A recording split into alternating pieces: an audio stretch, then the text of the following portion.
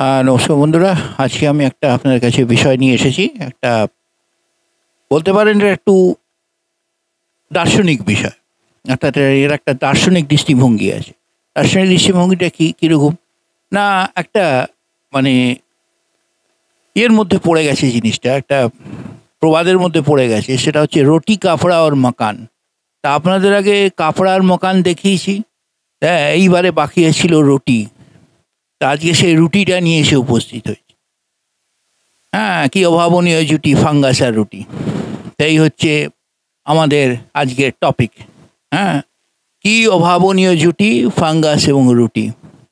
তা আমি আপনাদের কথা একটা বারবার বলেছি যে প্রত্যেকটা জিনিস যদি আমরা অনেক দিন ধরে কোনো প্রসেসড এবং প্রি প্রসেসড ফুড, যদি আমরা খাদ্যদ্রব্য যদি আমরা অনেক দিন ধরে স্টোর করে রেখে দিই, তাহলে পরে তার মধ্যে একটা ফাঙ্গাসের বা ব্যাকটেরিয়া এবং ফাঙ্গাস এবং ব্যাকটেরিয়ার মূলত অ্যাটাকটা শুরু হয়ে যায়। তো এক্ষেত্রেও তাই হয়েছে। রুটিটা প্রায় 4-5 দিন ছিল এবং তার ফলে তাতে ফাঙ্গাসের প্রাদুর্ভাব এসে গেছে। আমি যখন রুটিটা আপনাদের ল্যাবে দেখাবো, দেখবেন একটা সাদা একটা বরফের স্তরের মতন ফাঙ্গাসের উপর পড়ে রয়েছে। এটা সম্ভবত এরিসফেনিকেটার হতে পারে, বা এরিসিফেনিকেটার হতে পারে, বা পেলোমাইসিস হতে পারে, বা আবার হয়তো ব্যাসিডিওসিসের ব্যাসিডিওমাইটিসিসের মধ্যেও কিছু একটা, গ্রুপের মধ্যেও কিছু একটা হতে পারে। ব্যাসিওমাইসিটিসের গ্রুপের মধ্যেও কিছু একটা থাকতে পারে। তো সেটা দেখা যাক কি আছে। তো আমরা ল্যাবে নিয়ে যাব আপনাদের, যেখানে আমার রুটিটা রাখা রয়েছে সেটার উপর আমরা দেখব। এখানে একটা কথা বলা যেতে পারে, বলা উচিত আমাদের, যে দুটো জিনিস আমরা প্রধানত 3 রকম জিনিস আমরা খাই। খুব মানে নর্মাল ফুড আইটেমের মধ্যে আমরা প্রসেসড এবং প্রি প্রসেসডের মধ্যে 3টে প্রধান আইটেম আমাদের পড়ে। একটা হচ্ছে ফ্যাট, একটা প্রোটিন, আর একটা হচ্ছে কার্বোহাইড্রেট। এই 3টেই কিন্তু স্টে লং করলে এগুলো কিন্তু ফাঙ্গাসের আঁতুড়ঘর হয়ে যায়। ফ্যাট এবং প্রোটিন, বিশেষ করে প্রোটিন এবং কার্বোহাইড্রেট ভীষণভাবে lucrative of this fungus and bacterias. কারণ এগুলো সাধারণত ফুড আইটেম হয়ে যায়। এগুলো কিন্তু অ্যাকচুয়ালি ব্যাকটেরিয়া এবং ফাঙ্গাসের ফুড আইটেম, যার জন্য এরা বেশি দিন থাকলে পরে অটোমেটিক্যালি ফাঙ্গাস আক্রান্ত করে ফেলবে আপনার। এই রুটিটাই কি, রুটি কী দিয়ে তৈরি হয়? ময়দা দিয়ে, আটা দিয়ে তৈরি হয়। এখন বেশিরভাগ ক্ষেত্রে একটা খুব বিপজ্জনক জিনিস দেখা যাচ্ছে, মানে আমি সেটা টেস্ট করে পেয়েছি, যে বেশ কিছু ময়দাতে বা বেশ কিছু আটাতে স্টার্চের উপস্থিতিটা পাওয়া যাচ্ছে। যদিও এগুলোর মধ্যে একটা ইনবর্ন স্টার্চ থাকে, মানে একবারে থাকে না তা নয়, স্টার্চ থাকে, কিন্তু এর মধ্যে স্টার্চের আধিক্য পাওয়া গেছে। অর্থাৎ যতটা থাকার কথা স্টার্চ, সাধারণত 1% কি 2% কি ম্যাক্সিমাম 5% ন্যাচারাল স্টার্চ থাকে কার্বোহাইড্রেটের মধ্যে, কিন্তু এখানে তার চেয়ে অনেক বেশি 15%, 20%, এমনকি 30 কি 60% স্টার্চ পর্যন্ত আমি কিছু কিছু আটার মধ্যে পেয়েছি। তা সেইটাই এটা আরও বিপজ্জনক করে দিচ্ছে আমাদের এই তৈরি করা রুটিগুলোকে, বা তৈরি করা লুচিগুলোকে, বা আটা দিয়ে তৈরি করা যে ডোটা, সেই ডোটাকে আরও বেশি ফাঙ্গাস ভালনারেবল করে দিচ্ছে। সেই কারণে আমার বলার উদ্দেশ্য যে যখনই আপনারা কোনো ডো, ধরুন আপনারা একটা ময়দা মাখলেন, আটা মাখলেন, মেখে দেখলেন যে এটা মোটামুটি 10টা হবে, এর থেকে 10টা বেরোবে, তা সেখানে গেল 10টা বেরোবে বলে মাখলেন, দেখা গেল সেখানে 12টা হয়ে গেল, 2টো এক্সট্রা হয়ে গেল। সেইটে পরের দিনই শেষ করে দেবেন, অথবা সেটা ফেলে দেবেন। কারণ ওটাকে স্টোর করে বেশি দিন রাখার কখনো চেষ্টা করবেন না। চেষ্টা করলেই কিন্তু বিপদে পড়ে যাবেন। এক্ষেত্রে সেই চেষ্টাটা করা হয়েছিল এবং বিপদ অবধারিত। তো দেখা যাক কতটা বিপদ হয়েছে। আমরা ল্যাবে নিয়ে গিয়ে দেখি যে আমাদের কীরকম পরিস্থিতি হয়ে রয়েছে।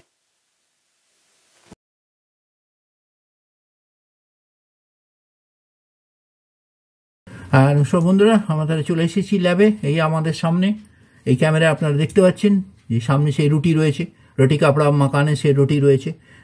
রুটির এখন কি অবস্থা সেটা আমরা একটু খুলে দেখাই। এরপরে আপনাদের আমি ল্যাপারোস্কোপে এই ভিডিওটা দেখাবো। এর ল্যাপারোস্কোপে আমি এর পুরো স্ট্রাকচারটা দেখাবো। ব্ল্যাক ফাঙ্গাস আছে, তার সঙ্গে আর অন্য কী ফাঙ্গাস আছে সেটা আপনারা দেখতে পাবেন। এটা আপনারা এখন ভালো দেখতে পাচ্ছেন না। এরপরে কি কি মোলাসিস আছে এটা আপনারা পরে দেখতে পাবেন। অনেক রকম মোলাসিসের মধ্যে ধরেছে। কার্বোহাইড্রেটে যে সব মোলাসিস লাগে সেই সব রকম মোলাসিসের মধ্যে আছে। তার আর কি রয়েছে সেটা দেখবো আমরা।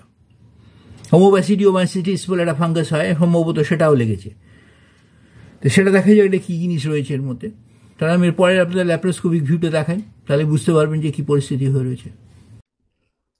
আচ্ছা, আপনার এখানে অনেকগুলো ফাঙ্গাসের উপস্থিতি দেখতে পাচ্ছেন। তার মধ্যে এই যে জায়গাটা আমি ধরেছি, স্পটগুলো, ছোটো ছোটো ছোটো ছোটো যে স্পটগুলো দেখা যাচ্ছে, এই স্পটগুলো হচ্ছে হোমোব্যাসিডিওমাইসিটিস। এটা স্পটগুলো হচ্ছে, আমি টেলিস্কোপটা ঘুরে গেছে, আমি একটুখানি আপনাদের এইভাবে দেখাচ্ছি, এটা হোমোব্যাসিডিওমাইসিটিস। এই যে স্পটগুলো দেখতে পাচ্ছেন আপনারা, এইগুলো হচ্ছে হোমোব্যাসিডিওমাইসিটিস। এটা একটা ফাঙ্গাস আছে। আবার আমি যদি নিচের দিকে নামাই ল্যাপ্রোস্কোপকে, যদি নিচের দিকে, এই যে মোল্ডটা দেখা যাচ্ছে কোনায়, এই যে মোল্ডটা দেখা যাচ্ছে, this is your black fungus, this is your black fungus. এই হচ্ছে আপনাদের ব্ল্যাক ফাঙ্গাস, দি কমন মোল্ড যেটা আর কি, এটা হচ্ছে আমাদের ব্ল্যাক ফাঙ্গাস, অ্যাসপেরিগিলাস নিগার। এই হচ্ছে ব্ল্যাক ফাঙ্গাস।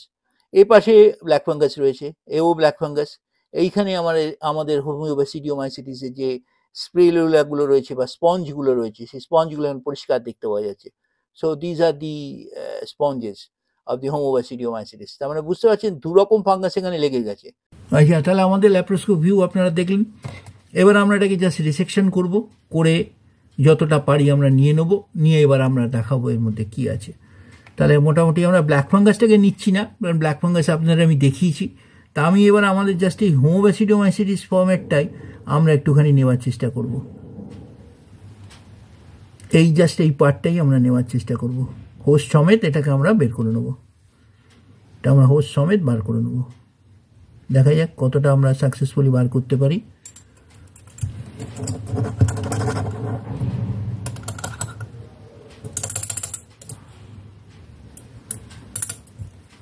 মোটামুটি উঠছে। তাহলে আমরা এইভাবে এটাকে নিয়ে নিতে পারি, আমরা এটা নিয়ে নিতে পারি।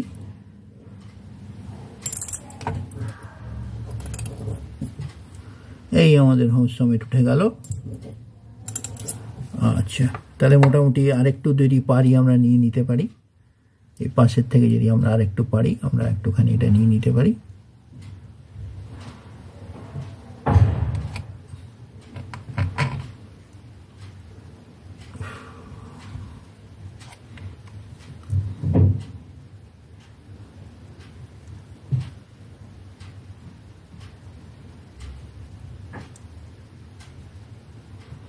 এই আমাদের হোস্ট চলে আসছে।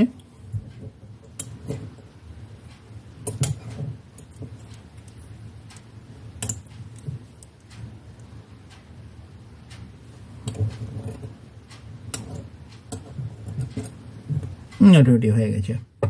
তাহলে আমাদের মোটামুটি এই আমাদের হোস্ট। এবার আমরা এটাতে কালচার মিডিয়া অ্যাড করব।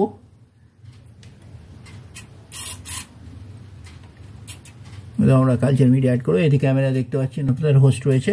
এবার আমাদের কালচার মিডিয়া আমরা অ্যাড করে দেবো, মানে আমরা কালচার মিডিয়া অ্যাড করে দেবো। আমাদের একটা পিপেট দরকার।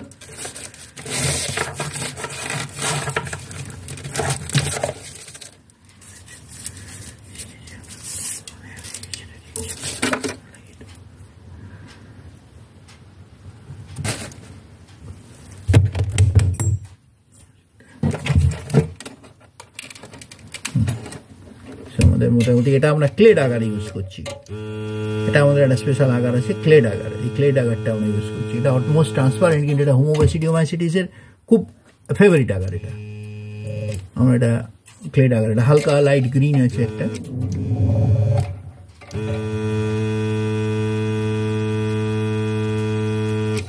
আমরা এই ক্লেড আগারটা ব্যবহার করছি।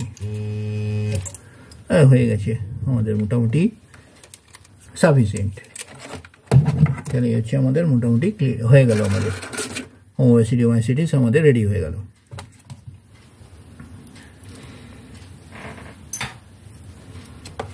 হোস্টটা আমরা রেখে দিলাম। আর একটা জিনিস আপনাদের দেখিয়ে দিই, এটা খুব মজার জিনিস, আপনারা দেখতে পাবেন। এইখানে দেখুন, এটা কিন্তু কোনো এতে গরমের মধ্যে ছিল না বা কোনো ঠান্ডায় ছিল না, অথচ দেখুন এইখানে সোয়েট হয়ে গেছে। What is this? This is the transpiration of the fungus. This is the transpiration of the fungus. ফাঙ্গাসের ভিতর থেকে ওদের যে নিঃশ্বাস প্রশ্বাসগুলো বেরোচ্ছে, that has been converted into water molecule. So this is the result. When an enormous fungus forms, you will see the transpiration. So this is what it is. তাহলে আমাদের মোটামুটি কাজ শেষ। এবার আমরা সামনের সপ্তাহে চলে আসবো, 2-3 দিন পরেই আমরা চলে আসবো টু অবজার্ভ দ্য ফাঙ্গাস। তাহলে এই পর্যন্তই। নমস্কার বন্ধুরা, তাহলে এই হচ্ছে আমাদের ফাঙ্গাস, মানে আমাদের মোটামুটি আজকে হচ্ছে 22 তারিখ, তাহলে 24 ঘন্টার মাথায় দেখুন ক্লেড আগারের অবস্থা দেখুন। এই আপনারা এই ক্যামেরাতেও দেখতে পাবেন, এই আমার এখানে নতুন ক্যামেরা লাগানো হয়েছে, হ্যাঁ সেই ক্যামেরাতেও আপনারা ভালোই দেখতে পাবেন। এই দেখুন, হ্যাঁ আমি এখানে ধরছি সামনে, ক্যামেরার সামনে ধরছি, দেখেন ক্লেড আগারের অবস্থা কীরকম। এটাতেও দেখুন ক্লেড আগারের অবস্থা কীরকম দেখতে পাচ্ছেন, একদিনের মাথায় রুটির অবস্থা কীরকম হয়ে গেছে। তা এটা আমরা ফার্স্ট ইনভেস্টিগেশন করব।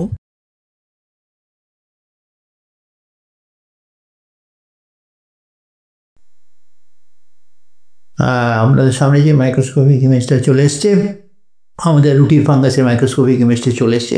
এই ফাঙ্গাসের একটা বিরাট বড় নাম আছে, সেই নামটা হচ্ছে বট্রাইডোব্যাসিডিয়াম সাবকিউটেনাটাম।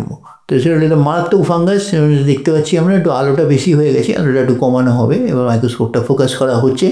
এবং প্রচুর ফাঙ্গাস রিব্রিজ আমরা এখানে দেখতে পাচ্ছি, এবং 24 ঘন্টা এটা প্রচুর ডুপ্লিকেট মাল্টিপ্লাই করে গেছে এবং প্রচুরভাবে এটা কাল্টিভেটেড হয়ে গেছে। 24 ঘন্টার পরের ফার্স্ট ইনভেস্টিগেশনে এত ক্লাউড দেখতে পাওয়া যায় না, প্রচণ্ড ঘন হয়ে গেছে, ক্লিয়ারটাকে ভীষণভাবে ঘন করে দিয়েছে, ওই জন্য ছবিগুলো এত অস্পষ্ট আসছে।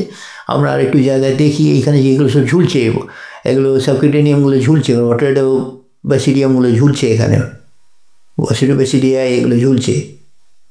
তো এখন আরও আমরা পরের পার্টটাতে আরও দেখতে পাবো, এর মাইক্রোস্পোরগুলো দেখতে পাবো। এগুলো এটা কিন্তু স্টেকিওয়ার্ডোসার্টা গ্রুপের ফাঙ্গাস এবং এর প্রচুর মাইক্রোপোর বর্ন বা এয়ার বর্ন করে এটা। তো সেভাবে দেখা যায় এটা কী হয়ে রয়েছে, এটা আমরা দেখতে পাবো। আর মোল্ডটা আসছে, সামনে একটা মোল্ড ভাসতে ভাসতে আসছে, একটা বড়ো মোল্ড ভাসতে ভাসতে আসছে। তো এই আর কি অবস্থা, এখানে মাইক্রোস্পোরগুলো দেখা যাচ্ছে, এটা ফোকাস করা হলো, ফাইন ফোকাস করা হলো, মাইক্রোস্পোরগুলো দেখা যাচ্ছে। আর এই হচ্ছে আমাদের বট্রাইডোব্যাসিডিয়াম ফাঙ্গাসের এটা বিশাল পরিস্থিতি এটা। তো এইগুলো সমস্ত এইগুলো রয়েছে, এর একটা বিরাট বংশতালিকা আছে, এর একটা বিরাট বংশতালিকা আছে, মানে 80টা বংশ মানে মধ্যে আছে আর কি, মানে 80টা জেনারেশন আছে এর।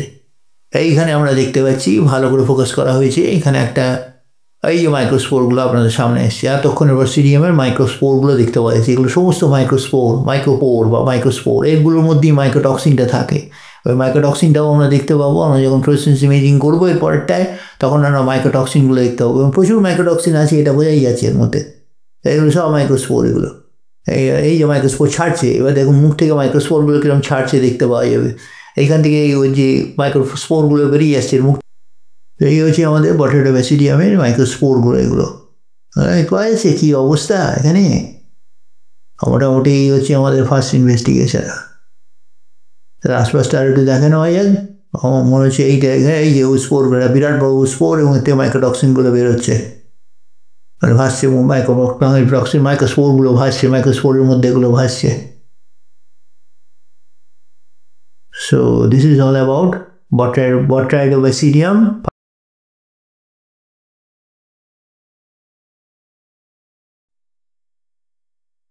যে আমাদের সামনে বট্রাইডোব্যাসিডিয়ামের ফ্লুরোসেন্স ইমেজটা এসে গেছে। এখানে একটা কথা বলতে পারি আপনাদের, যে এই বট্রুস কথাটা বা বট্রাইডোব্যাসিডিয়াম কথাটা এসেছে বট্রুস শব্দ থেকে, গ্রিক বট্রুস শব্দ থেকে। এখানে এই যে ছোটো ছোটো ছোটো ছোটো এর মতন দেখা যাচ্ছে, যে ছিটের মতন দেখা যাচ্ছে, এগুলো কিন্তু অ্যাকচুয়ালি যদি আমরা ম্যাগনিফিকেশানটা বেশি করি, আমরা একটু পরেই ম্যাগনিফিকেশানটা বেশি করব, তখন দেখতে পাবেন কি সুন্দর আঙুরের থোকার মতন দেখতে লাগবে ফাঙ্গাসগুলো। এবং এই কারণেই এটাকে বলা হয়েছে বট্রাইডোব্যাসিডিয়াম, যেটা গ্রিক বট্রুস শব্দ থেকে এসেছে, যার অর্থ হচ্ছে আঙুরের থোকা। এবং ফাঙ্গাসটা দেখতে অনেকটা আঙুরের থোকার মতন লাগে বলে, এই ফ্লুরোসেন্স ইমেজে আঙুরের থোকার মতন দেখতে লাগে বলে এটাকে সাধারণত বট্রাইডোব্যাসিডিয়াম বলা হয়। তো এটা মনে হয় মারাত্মক ফাঙ্গাস একটা, এবং প্রচুর মাইক্রোটক্সিন আছে।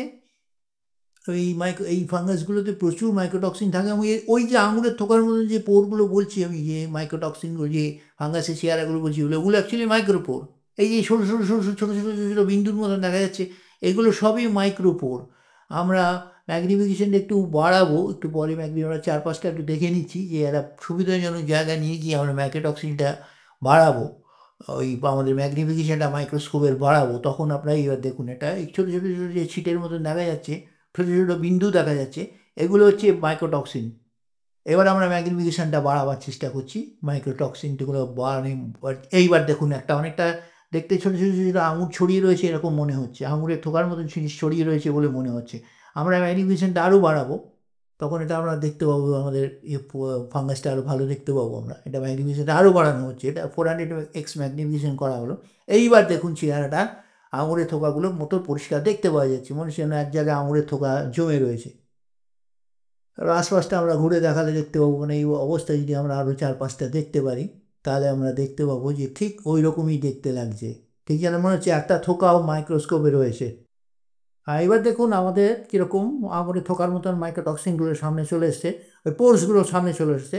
এইগুলোর ভেতরেই মাইক্রোস্পোর আছে এবং এই মাইক্রোটক্সিনগুলো রয়েছে। এই আঙুরে থোকার মধ্যেই জিনিসগুলোর মধ্যেই মাইক্রোস্পোরগুলো রয়েছে, এইটাই হচ্ছে মাইক্রোপোর এগুলো। এবং এইভাবে খুব, এগুলো কিন্তু খুব বড় মাইক্রোপোর, এবং এইগুলোতে প্রচুর মাইক্রোটক্সিন থাকে এবং মাইক্রোটক্সিনের কনসেন্ট্রেশনটাও খুব হাই হয়, যার জন্য এই ফাঙ্গাসটা অত্যন্ত মারাত্মক।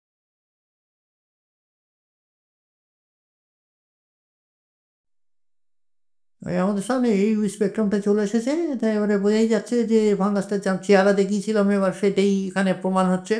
65টা মাইক্রোটক্সিন আছে। আর কি বলা যায়, এটা বট্রিটিস ফাঙ্গাস, তো বট্রিব্যাসিডিয়াম ফাঙ্গাস, 65টা মাইক্রোটক্সিন থাকাটা খুব একটা অস্বাভাবিক কিছু না। এর ধরনের ফাঙ্গাস যদি পেটের মধ্যে ঢুকে যায় তাহলে আর কি বলবো, এই যে কী ধরনের ধ্বংসলীলা চালাবে সেটা আপনারা নিজেরাই অনুমান করে নিন। হ্যাঁ, এর মধ্যে হিউসিলক্সিন রয়েছে, এর মধ্যে বট্রাইটিস ফাঙ্গাস রয়েছে, বট্রাইটিস মাইক্রোটক্সিন রয়েছে, ট্রাইকোথিসিন রয়েছে। মেইন মাইক্রোটক্সিনটা হচ্ছে ট্রাইকোথিসিন আর বট্রাইটিন। হুম, তা এই বট্রাইটিস রয়েছে ফাঙ্গাসের মধ্যে। হ্যাঁ, তো এই ধরনের মাইক্রোটক্সিনগুলো রয়েছে। টেট্রোডক্সিনও থাকতে পারে এবং আরও অনেক রকম মাইক্রোটক্সিনের মধ্যে রয়েছে। যাই হোক, এই পর্যন্ত।